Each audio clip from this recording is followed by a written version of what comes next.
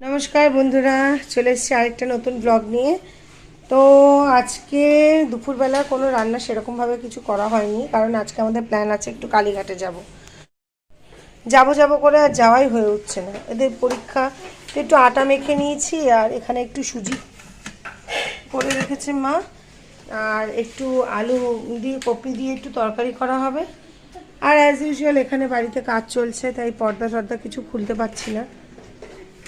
এদের চান হয়ে গেছে সবার, বাবান গেছে চানে আর মা চান করে পুজো দিচ্ছে। এই খাটে গামছা কার?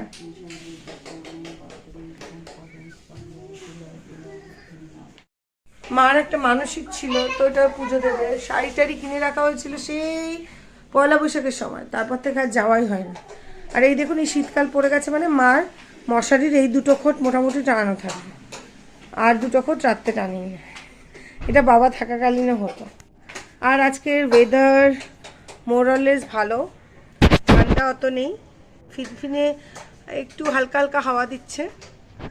এই জায়গাটা পরিষ্কার করেছে সে, মানে দিন 15 হয়নি। দেখুন ওখানে কলা গাছগুলো কি তাড়াতাড়ি বড় হয়ে গেল, ছোট ছোট কলা গাছ আর কচু গাছ, মানে এটা ভরতে এখন মানে যেটুকুন সময়।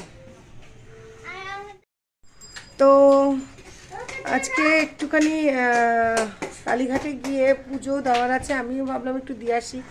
আগে প্রত্যেকবার এই সময়টা মানে আমাদের পরীক্ষা টরীক্ষা শেষ হয়ে গেলে মা ঠনঠনিয়া কালীবাড়ি আর কালীঘাটে গিয়ে পুজো দিয়ে আসতাম আর কি। প্রতি বছর একবার করে যাওয়াই হতো। এখন মাঝখানে মানে যাওয়া হয়নি। তারকেশ্বর গেছিলাম আমি, যেহেতু আমি প্রতি বছর যাই বাবা ওখানে জল নিয়ে। তো বলে না বাড়ির সামনে ঠাকুর থাকলে হবে কি, ইচ্ছা না থাকলে মানে ভগবান না টানলে যাওয়া যায় না। হয়তো তারকেশ্বরে বাবা টানে, কালীঘাটে কতবার যাব আজ যাব কাল যাব, হয়নি।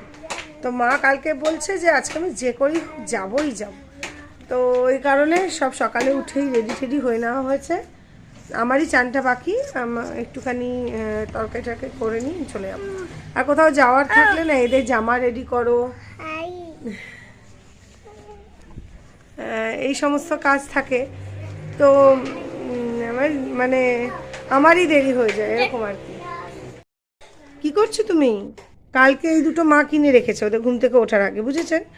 আর সেই যে কি যন্ত্রণাদায়ক জিনিস হয়েছে কি আর বলবো। মানে সারাদিন এই নিয়ে পিঠে এই একটা কক আর দুটো ব্যাট নিয়ে সারাদিন চলছে। কি করছো? খেলা করছো? আর মামাকে ককটা দিবি না? ও আরেকটা কক কিনে দেবে? সবার একটা একটা করে কক, মানে যে যার মতো খেলো। দূর বোকা, এই একটা কক দিয়ে খেলতে হয়।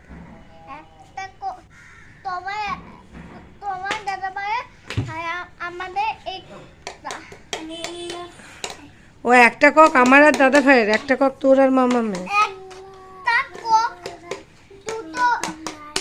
আচ্ছা কালীঘাটে যাবি? ঘন্টা কিনতে যাবি? ওর আবার বড় পুজোর শখ, ও ঘন্টা কিনবে। আর ওর ঠাকুর আর ঘন্টা, মানে ওকে যদি পুজোতে জামা কাপড় কেউ না দিয়ে কমণ্ডলু, ঘন্টা, আরতি করার জিনিস, ধুনুচি, ঠাকুর এই সমস্ত দেয়, ওতে বেশি খুশি হয়। কি জানি ও ঠাকুর মশাই কিনে দিলে হ্যাঁ, সারাদিন এ ভোগ রাঁধছে, এ পুজো করছে, পাজলগুলো দিয়ে খিচুড়ি হচ্ছে, পুজো করছে, এই হলো ব্যাপার।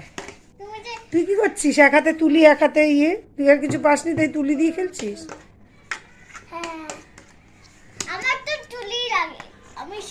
তোর সব লাগে। ওরও চান হয়ে গেল, দেখি কি সবজি করা যায়। বেশ ভালো ভারী ভারী ঠাসা কপি এনেছে মা। এই ভাবছি একটু কপির তরকারি করবো, ক্যাপসিকামগুলো শুকিয়ে গেছে, আচ্ছা ক্যাপসিকামও নিই। আর বাহ, ধনে পাতাও আছে। আর কি আছে দেখি, আগের কপিটা এই দুটো নিয়ে নিই। ওই দিয়ে একটা তরকারি করা হবে আলু দিয়ে।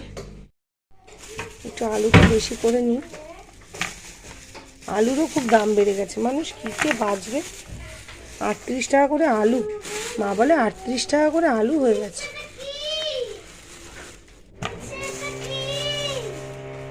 তাই বললাম যাই দাম হোক মানুষ ঠিক বেচেও নেবে, কিনেও নেবে, খেয়েও নেবে। কলিফ্লাওয়ার, আচ্ছা তুলে দাও।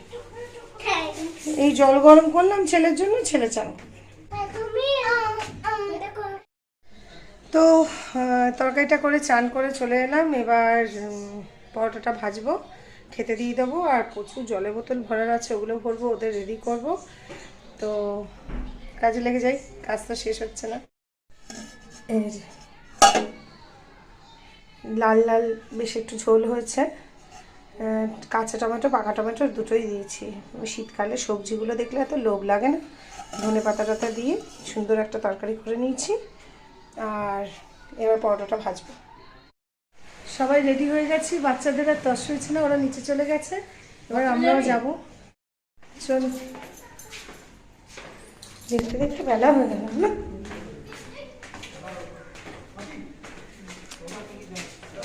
সবাই আমরা রেডি। এই যে গোপুরাও যাচ্ছে, বাবা সবাই যাচ্ছি আমরা। ওই যে ও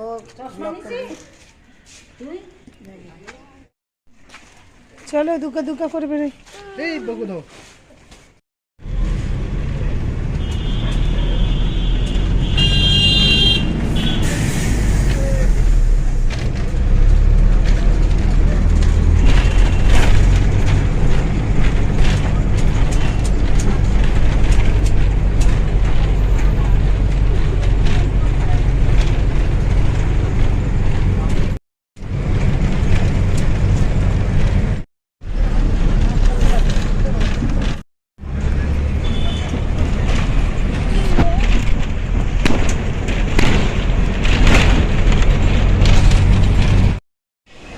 কালীঘাটে ওই স্কাই ওয়াকটা হয়েছে, এটা এখনো কাজ চলছে, কমপ্লিট হয়নি। আর এখানে কত দেখি হাটের মতো সব বসেছে, বাজারগুলো একটা সাইড হয়ে গেছে।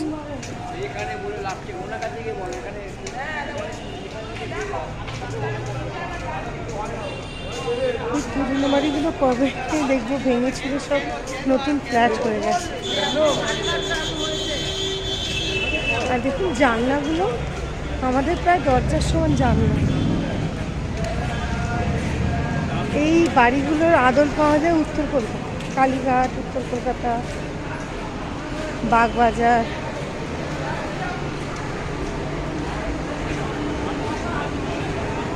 আগামী 10 বছরের মধ্যে এগুলো আধা আধা তো ভেঙে পড়েছে, ভেঙে চুরে এগুলো নতুন বিল্ডিং তৈরি হয়ে যাবে।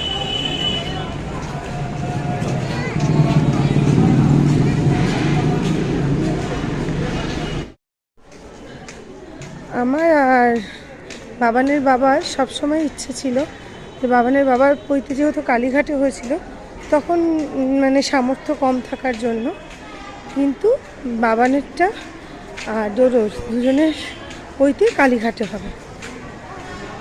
কিন্তু কালীঘাটে পৈতে হওয়ার নিয়ম তো আমরা জানি না। আমাদের বাড়িতে যখনই পৈতে রইতে হয়েছে বাড়িতেই হয়েছে, তো আজকে যখন যাব তখন নিয়মটাও জেনে নেব। ওই যে থানাটা দেখা যাচ্ছে,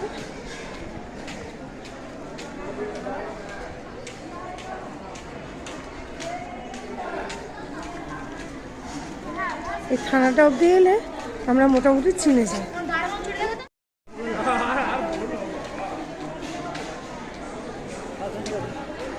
আর একটুখানি গেলে মায়ের মন্দির। এই হলো কালীঘাট থানা। আমরা তো ওই পাশটা দিয়ে আসতাম, তার মানে বাসে করে নামলে পরে মোটামুটি স্কাই ওয়াকের নিচটা দিয়ে সোজা চলে গেলেই মানে মেন মন্দিরটা। বাঁধিয়ে দিয়েছে কালীঘাটটা, সুন্দর করেছে।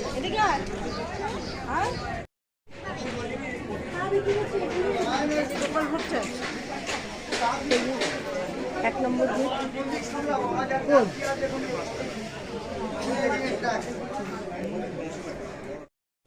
চলে এলাম পুজো দিয়ে, আর আসার সময় একটুখানি গরম চপ নিয়ে এসেছিলাম। সবার খুব খিদে পেয়েছে, চা মুড়ি দিয়ে গরম তেলে ভাজা, ভালোই খাবে। আর এর তো তসই হয়নি, তাড়াতাড়ি করে বসে গেছে, তো বড় ক্লান্ত লাগছে আজকে। তো ক্লান্ত হয়ে গেছি, ডাল আর ভাত বসিয়ে দিয়েছি, রাত্রে সিদ্ধ ভাত খেয়ে নেবো। আর এখানেই ব্লগটা শেষ করলাম, কেমন লাগলো বলবেন। আর মন্দিরের ভিতরে গিয়ে কোনো ভিডিও করতে পারিনি দুটো কারণে। একটা, আজকে জানি না কেন আজকে ভিড় ছিল, মানে শনি মঙ্গলবার ভিড় থাকে, কিন্তু আজকে ভিড় ছিল, আর শনি মঙ্গলবার না হওয়া সত্ত্বেও। আর দ্বিতীয় কথা হচ্ছে, ওখানে ছবি ক্যামেরা নিয়ে ছবি তোলা বারণ, আর বাচ্চাদের হ্যান্ডেল করতে হচ্ছে, তাই জন্য আর ওখানে ছবি তোলা হয়নি। বাড়ি চলে এলাম, সুন্দরভাবে পুজো দিয়েছি, মায়ের দর্শন করেছি, মাকে স্পর্শ করেছি, সমস্ত করে একটু প্রসাদও পেয়েছি, সব করে। আর টুকটাক সবাই যা হয় মন্দিরে গেলে এটা ওটা টুকটাক কিনেছে, নিয়ে বাড়িতে আসার সময় বাসে উঠে এলাম। আর ফুচকা খাবো বলে নেমেছিলাম, ফুচকাওয়ালা বসেনি, দুর্ভাগ্য। তো তেলে ভাজা পাশেই ছিল, ওখান থেকে একটু তেলে ভাজা নিয়ে এসেছি। এবার একটু চা আর গরম তেলে ভাজা দিয়ে একটু মুড়ি খাবো, আর রাতে ওই সিদ্ধ ভাতের প্রস্তুতি চলছে, করে এবার শুয়ে পড়বো, বড় ক্লান্ত। তা এখানেই ব্লগটা শেষ করলাম, কেমন লাগলো বলবেন, ভালো লাগলে লাইক করবেন, সাবস্ক্রাইব করবেন, আর সবাই খুব ভালো থাকবেন। আর খুব তাড়াতাড়ি আসছি নেক্সট একটা ভিডিও নিয়ে।